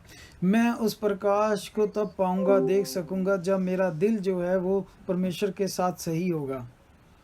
Then only we will understand in our times who is the called out man for God for our time and is bringing the truth. तब हम समझ पाएंगे कि हमारे समय में परमेश्वर ने किसे भेजा है, किसे बाहर निकाला है और किसे अपना संदेश दिया है। And then that message and teaching what he's bringing is for the body of Christ. तब जाके वो शिक्षा, परमेश्वर की तालीम जो होती है वो प्रभु की दुल्हन वाला शरीर जो है उसके लिए है। And then we are who are the chosen ones of that body will recognize that ministry and become a part of that ministry. तब जाके हम परमेश्वर की उस दुल्हन का, उस उठाए जाने वाली दुल्हन का, प्रभु की बॉडी का हिस्सा बनेंगे। Then we will join hands with that ministry and for the edification of the body of Christ. तब जाके हम परमेश्वर की उस बदन को जो है पहचान पाएंगे। So it should be our prayer, brethren. ये हमारी प्रार्थना है भाइयों। Even today in these times when we are living, where the Lord is coming very soon. जब हम उस समय में रह रहे हैं जब प्रभु की आमद बहुत नजदीक है मेरे भाइयों, We are not focusing on men, on people. हम अपना ध्यान किसी मनुष्य की तरफ नहीं लगा रहे। We are not the followers of the people. हम लोगों के पीछे चलने वाले लोग नहीं हैं, but God will declare his people to us. लेकिन परमेश्वर अपने चुने हुए दास को हमारे ऊपर प्रकट करेगा। Why he will declare the people? वो अपने लोगों पर क्यों प्रकट करेगा? So that we don't, not that we should start following the people. ताकि हम कहीं दूसरे लोगों के पीछे चलने वाले ना हो जाएं कहीं। He will declare the message and the teaching which is God is using through the mouth of that person. परमेश्वर अपना तालीम, अपना वचन, अपनी शिक्षा, अपना आत्मा उस सेवक के मुख के द्वारा प्रकट करेगा। God wants us to identify the ministry, not to worship or follow the person, but to worship God by the truth that man is preaching. परमेश्वर अपनी जो सेवक को वो किसी भक्ति के द्वारा नहीं बल्कि अपनी टीचिंग, अपनी शिक्षा, अपने वचन के द्वारा प्रकट करेगा। And we thank God that we have recognized the ministry of our time. हम प्रभु का बहुत धन्यवाद करते हैं कि प्रभु ने हमारे समय में जो सेवकाई रखी है, प्रभु ने हमें पहचानने दिया। And we have become a part of that ministry, all those brethren who are involved in the fivefold ministry in the local churches. हम धन्यवाद करते हैं कि हम उस सेवकाई का हिस्सा हैं और जो भी कलीसिया में भी 5 तरह की सेवकाई है वो भी इसमें जो हिस्सा हैं। धन्यवाद। And we distribute the same food which God has brought in through the ministry in our time. हम देखिए वही खाना दे रहे हैं जो खाना प्रभु ने हमारे समय में दिया है बांटने को सेवक को। We are not cooking another type of food. हम अलग तरह का अब खाना नहीं तैयार कर रहे अब। And if we see any other type of food coming and offered to us even free of cost, we reject it. हमारे पास अगर दूसरी तरह का खाना आ भी जाता है, फ्री में भी कोई दे तो हम उसको ठुकरा देते हैं, हमें नहीं चाहिए। Because the Spirit will tell us this is not for you. क्योंकि परमेश्वर का आत्मा हमें बता देता है कि ये खाना सही नहीं है। Because the food is the word of God. क्योंकि खाना परमेश्वर का वचन है। That is the message of this hour. ये इस समय का संदेश है। That is the food which the called out ministry for this time is distributing. यही वो खाना है, वचन है जो हमारे समय में दिया जा रहा है, बांटा जा रहा है। And this food is going to complete the work of God in our time till the Lord comes. ये जो हमारे समय में ये खाना तब तक बांटा जाएगा जब तक प्रभु नहीं आ जाता। The Lord will complete this word, तब this work. परमेश्वर इस कार्य को खुद पूरा करेगा।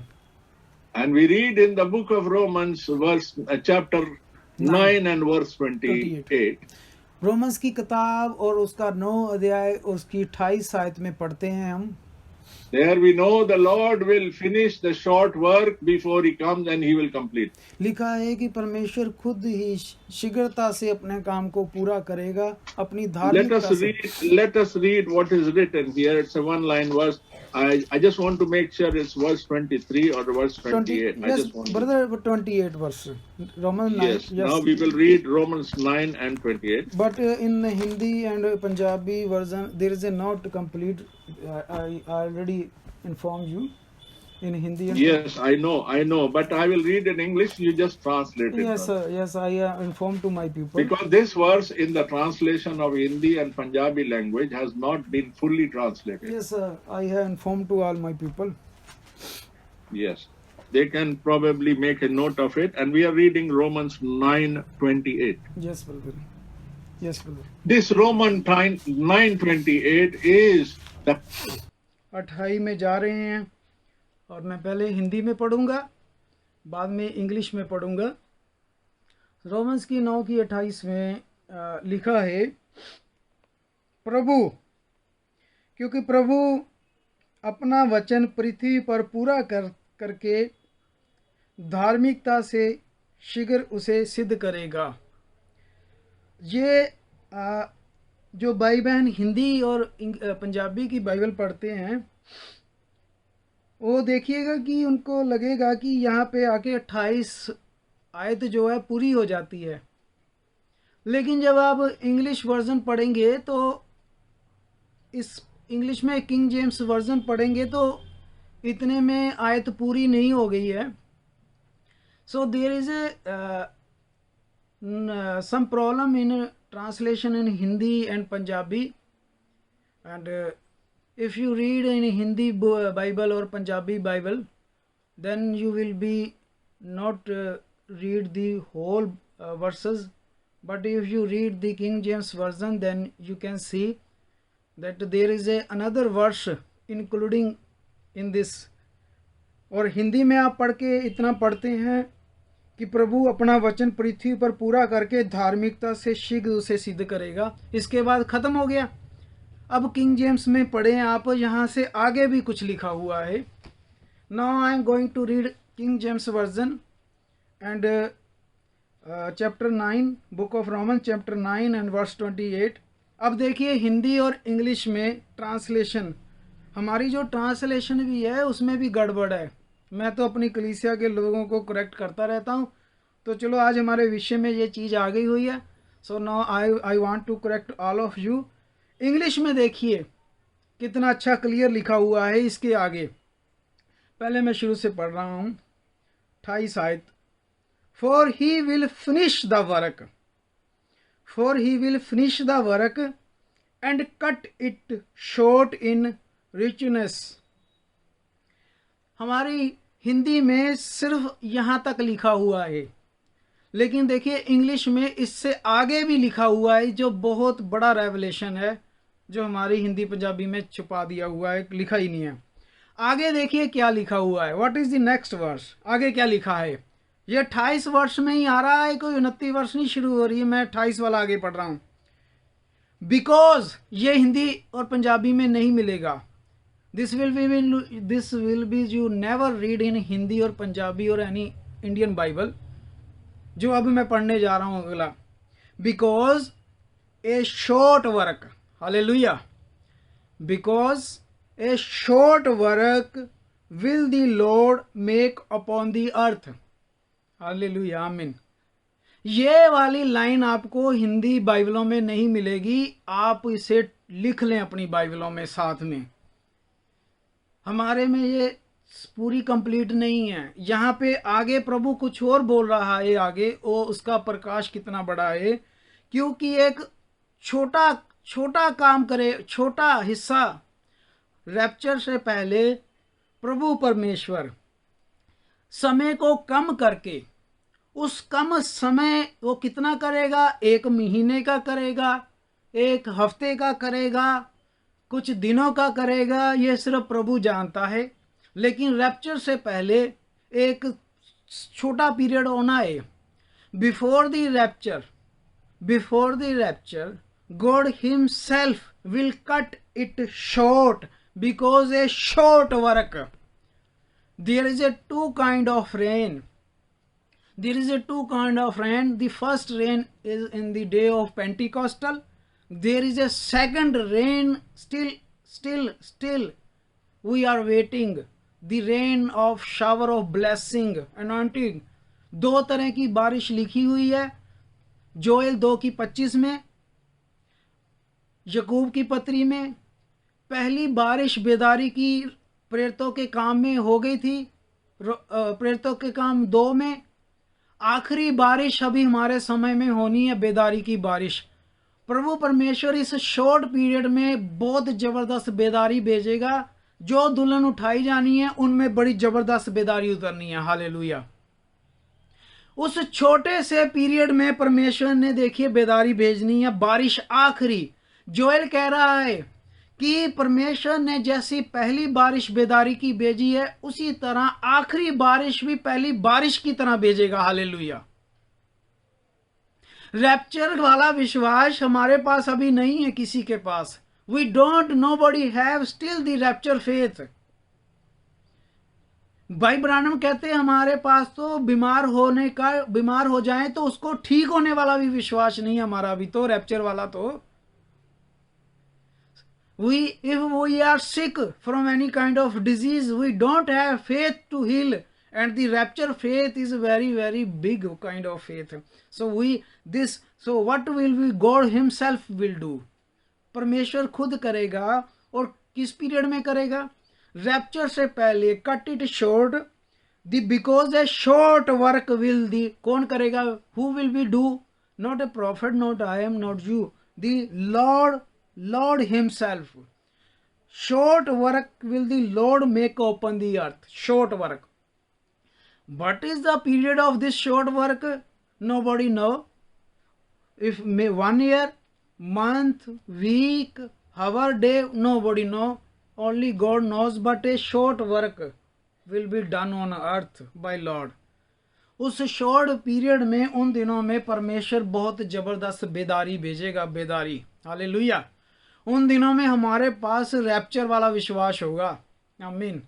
उन दिनों में हमें कोई जबरदस्त कहेगा नहीं चर्च जा प्रार्थना कर, हम भाग के चर्च जाएंगे, भाग के प्रार्थना करेंगे, क्योंकि हमारे ऊपर वो बेदारी परमेश्वर ने भेज दी थी। जैसे पतरस ने, वो 12 चेलों ने खड़े होकर बेदारी आई थी। हालेलुया। तो इस रोमन्स 9 की 28 का मतलब ये है, एक छोटा परमेश्वर ने थोड़े समय को काट के, थोड़ा समय करके उसमें एक सुपर नेचुरल काम करना है। सुपर नेचुरल 2 बारिशें होनी थी। एक पेंटिकॉस्टल वाले दिन हो गई है, दूसरी अभी होनी है रैप्चर से पहले। जो दुल्हन उठाई जानी है उनके ऊपर रोमन्स 9 की 28 पूरी होनी है। याकूब कहता है कि किसान जो है बीज बोकर पहली बारिश की तरह दूसरी बारिश के लिए धीरज धरता है। So every farmer wait as he has wait for the first rain, and he also wait for the second rain. So first rain already falling in the day of Pentecostal. Now the second rain is we are waiting. The second rain is like a same day of Pentecostal, the rain of blessing, supernatural anointing rain. तो Roman 9 की 28 जो है ये कह रहा है कि परमेश्वर एक समय को छोटा करके उस छोटे समय के बीच बेदारी भेजेगा अपनी दुल्हन के ऊपर, अपने लोगों के ऊपर। दुल्हन के बीच में एक बड़ा जबरदस्त विश्वास होगा, रैप्चर वाला विश्वास। हम अपने तरीके से रैप्चर वाला विश्वास पैदा नहीं कर सकते। प्रभु ने कहा कि जो मनुष्य से नहीं हो सकता है वो परमेश्वर से हो सकता है। हालेलुया। हम रैप्चर वाला विश्वास अभी हम नहीं बना सकते, ये प्रभु करेगा। आमीन। तो इसीलिए रोमन्स 9 की 28 जो भाई बहन हिंदी पढ़ते हैं उनको साथ में किंग जेम्स वर्जन भी पढ़ना चाहिए। हिंदी वाली verses is very less and short verses, not a complete verses, but in book of Romans and King James version there is a complete verse. A short work will be done on earth. परमेश्वर करेगा एक छोटा काम, बस हम उस बेदारी की इंतजार कर रहे हैं। वो बेदारी आने वाली है जब उठाए जाने वाली दुल्हन के बीच में बेदारी होगी। कितने समय के लिए होगी परमेश्वर जानता, नोबडी नो। सो बस वही हमें तो इंतजार रखना है। We have to wait, we have to fellowship. हमें ऐसे ही बने रहना है प्रार्थना में, दुआ में, संगति में। बड़ी जल्दी ही रोमन्स 9 की 28 पूरी होने जा रही है। उठाए जाने से पहले एक ये हिस्सा पूरा होगा बेदारी का, छोटे पीरियड के लिए। प्रभु हम सबको आशीष दे और भाई अमैनुअल को भी आशीष दे जिन्होंने आज बहुत अच्छा संदेश लिया है। और वो उनका इंटरनेट फ्रीज हो गया हुआ है, वो कोशिश तो करते हैं, ठीक है, अगर हमारे बीच में आ गए तो ठीक है। लेकिन हम अपनी सभा को अब अंत में करते हैं और हम भाई सुरेंद्र से रिक्वेस्ट करेंगे कि वो क्लोजिंग जो है वो प्रार्थना करें। भाई सुरेंद्र।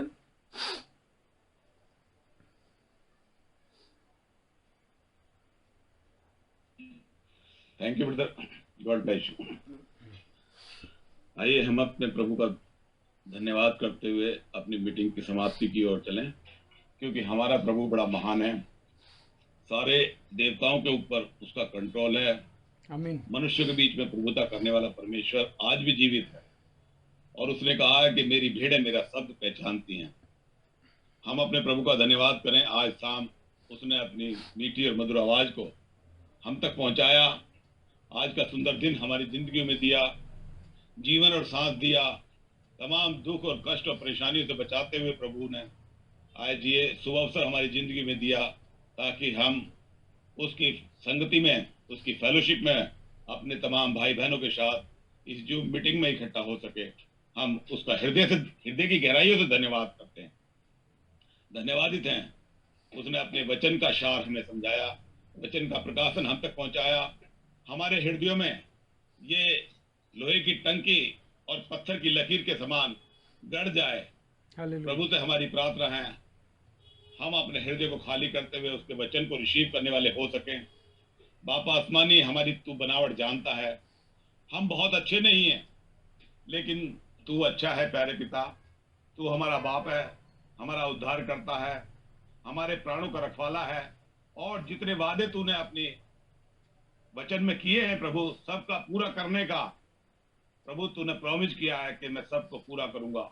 और तू प्रभु, अब और कोई कहावत ना होगी कि कहाँ रहा प्रभु का आना, कहाँ रही तुम्हारा विश्वास, और इन सब बातों को प्रभु खत्म करने पर है, और वो अपने हर एक वचन पर जो उसने अपने वचन में कहा है पूरा करने के लिए बाध्य है, वचनबद्ध है। वो हम उसका धन्यवाद करते हैं। आज उसने अपनी धीमी और मधुर आवाज में हम तक ये बात पहुंचाई है, हम उसका हृदय से धन्यवाद करते हैं। धन्यवादित हैं प्यारे भाई के लिए प्रभु ने जिस भाई को इस्तेमाल किया, भाई इमैनुअल को बड़ी आशीष दे, और तमाम ट्रांसलेशन के कार्यों पर बड़ी आशीष दी उसने।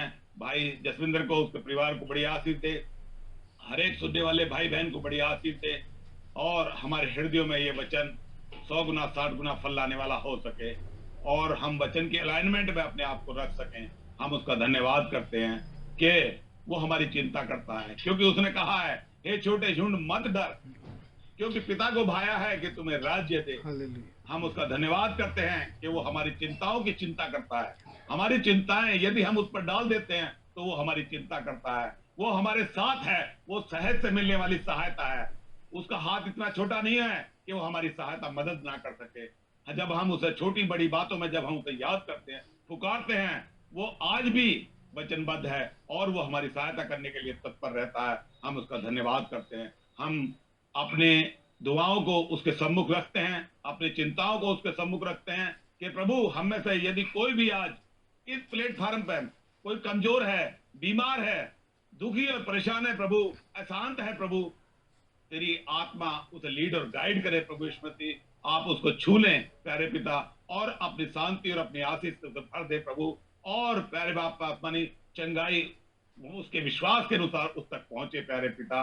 प्यारे बहन, प्यारे भाई, प्यारे पिता, हम तेरा धन्यवाद करते हैं, तू हमारे बीच में उपस्थित है। प्यारे बाप आसमानी, अपनी बहन रिबका को याद करते हैं प्यारे बाप आसमानी, उस बहन को छू और चंगाई दे। सिस्टर मैरी को याद करते हैं प्यारे बाप आसमानी, उस बहन को छू और चंगाई दे प्यारे पिता। और हमारे जो परिवारों में प्रभु यदि कोई उथल पुथल पाई जाती है प्यारे बाप आसमानी, तो प्यारे बाप आसमानी तेरा आत्मा हर एक दुष्ट की चाल को डांटे, और प्रभु स्मृति अपनी शांति हमारे घरों में, हमारे मनों में स्थापित करे प्यारे पिता। बाप आसमानी, हम तेरा धन्यवाद करते हैं कि तूने कहा है, बोझ से दबे हुए लोगों और श्रम से थके हुए लोगों और बोझ से दबे वो मेरे पास आओ, क्योंकि मेरे पास तुम्हारे लिए शांति है, मेरे पास तुम्हारे लिए आनंद है, मैंने तुम्हारे लिए फसल तैयार किया है, उसमें आओ, उसके भागी हो जाओ। प्यारे बाप आसमानी, हम तेरा धन्यवाद करते हैं प्यारे पिता, इस आह्वान के लिए तू अपने बच्चों को बुलाता है प्यारे प्रभु। हम बहुत अच्छे नहीं है प्यारे बाप आसमानी, हमारे अंदर कोई खूबी और लियाकत नहीं है, फिर भी प्यारे पिता तूने हमें बुलाया है प्रभु। तूने अपनी वो बातें जो जिंदगी है प्यारे पिता, तूने हमें देने के लिए तू खुश हुआ प्यारे पिता। और प्यारे बाप आसमानी, इस संसार में बड़े ज्ञानवान और समझदारों से तूने ये बातें छिपा के रखी हैं, हम तेरा धन्यवाद करते हैं प्यारे पिता। और हम मूर्खों पर तूने वो बातें प्रकट की हैं प्यारे पिता, हम तेरा हृदय से धन्यवाद करते हैं। आज प्रभु अपने उस वचन की प्यारे पिता बातें जो तूने हम पर प्रकट की हैं, हम तेरा धन्यवाद करते हैं। जो हमारी जिंदगी है प्रभु, हम इनको रिसीव करने वाले हो सके प्यारे बाप आसमानी। प्यारे पिता, जो भी हमने तेरी आराधना स्तुति की है प्यारे पिता, वो तुझे ग्रहण योग्य हो प्यारे बाप आसमानी। गाने बजाने में जो प्यारे पिता और प्रार्थना में प्रभु जो हमने तेरी स्तुति परिस्थित की है प्यारे पिता, वो तुझे ग्रहण योग्य हो प्यारे पिता। प्यारे बाप आसमानी, हमारा तेरी उपस्थिति में बैठना प्रभु स्मृति तेरी महिमा का और हमारे लाभ का कारण हो सके प्यारे पिता। तू अपने आत्मा से उसको हमें हर एक को भर दे प्यारे पिता, हमारे परिवारों को भर दे प्यारे बाप आसमानी, ताकि प्रभु हम उस ओर उस रैप्चर की ओर प्यारे पिता एक अंश और बढ़ सके प्यारे पिता, और हमारे विश्वास को बढ़ा प्रभु यीशु मसीह। अपने वचन के अलाइनमेंट में बने रहने की हमें तौफीक प्रदान कर प्रभु यीशु मसीह। तमाम लीडिंग और गाइडेंस के लिए प्रभु जो अब तक तेरी हमारे साथ हुई है प्यारे बाप आसमानी, हम तेरा हृदय से धन्यवाद करते हैं प्यारे पिता। बाप आसमानी इस पूरी कांग्रेगेशन को तेरे जन और हाथों में सौंपता हूँ। जब तक दोबारा मिलते हैं प्यारे पिता, अपने लहू की सुरक्षा में हर एक भाई बहन को बांध के रखना प्रभु यीशु मसीह। कोई दुष्ट की चाल हम पर हावी ना होने पाए प्यारे बाप आसमानी। प्यारे प्रभु यीशु मसीह, हर्षित और आनंदित होने का तू फजल प्रदान करना प्यारे पिता, और अपनी आमद के लिए प्यारे पिता हमें उस मार्ग पर चलाना प्रभु, क्योंकि मार्ग तू है प्यारे पिता, मार्ग सत्य और जीवन तू है प्यारे पिता। बड़े ज्ञानवारों ने तुझे खोजना चाहा प्रभु, लेकिन तूने अपने आप को छिपा लिया प्यारे पिता। लेकिन उस द्वार को प्रभु तूने हम पर प्रकट किया प्यारे पिता। हम तेरा हृदय से धन्यवाद करते हैं बाप आसमानी। सब बातों में तुझे महिमा देते हुए, तेरी दया करुणा और अनुग्रह और पवित्रात्मा की सहभागिता चाहते हुए पिताजी, छोटी सी विनती अपने निज उद्धार करता शीघ्र आने वाले प्यारे प्रभु यीशु मसीह के पवित्र और मीठे जलाली नाम प्रभु यीशु मसीह के नाम में होकर मांग लेते हैं, आमीन आमीन आमीन आमीन आमीन। God bless you brothers and sisters. Sorry, मेरा इंटरनेट जो था वो लॉक हो गया था और उसमें काफी टाइम लग गया उसको दोबारा से ऑन ऑफ करके लॉग इन करने में। So but we are very thankful कि प्रभु ने अपने काम को जारी रखा, और प्रभु के काम में जब कभी कोई टेक्निकल या कोई और सांसारिक अड़चन आती है तो प्रभु कोई ना कोई अपने रास्ते के द्वारा अपने काम को पूरा करता है। प्रभु अपने काम को अधूरा नहीं छोड़ने वाला। And by chance you know my internet got locked, and it took me a lot of time to switch on my system, switch off and switch on, and it took me quite a while to come back again. But our meeting could continue. The Lord could continue His work, and Lord could continue the sharing of His word and completion of His word through this hour. And we thank God for that, because the work of Lord cannot stop. That is what we were talking. The Lord will complete His work. हम यही बात कर रहे थे कि प्रभु अपने काम को अड़चनों के बावजूद भी अपने काम को पूरा करता है. And this is what God has also proved once again, that His word cannot become void. It has to accomplish, it has to complete the work for which it has been sent. So we thank God for this good prayer and continuation and support provided through Brother Jaswinder. प्रभु भाई जसविंदर को आशीष दे इस support और continuation के लिए, और एक अच्छी प्रार्थना के लिए जो भाई सुरेंद्र ने की। और आज की सभा को अब हम यहाँ समाप्त करते हैं। प्रभु ने चाहा तो जिन चीजों के लिए हमने प्रार्थनाएं करी हैं, बीमारी के लिए और भी सभी कारणों के लिए, प्रभु ने हमारी प्रार्थना को सुना है. Lord has heard our prayers, and the Lord will accomplish and fulfill our prayers in His appointed time according to His own purpose. So now, which is the end of our meeting, God bless you all, brethren. We can all greet each other. Thank you very much. God bless you all today.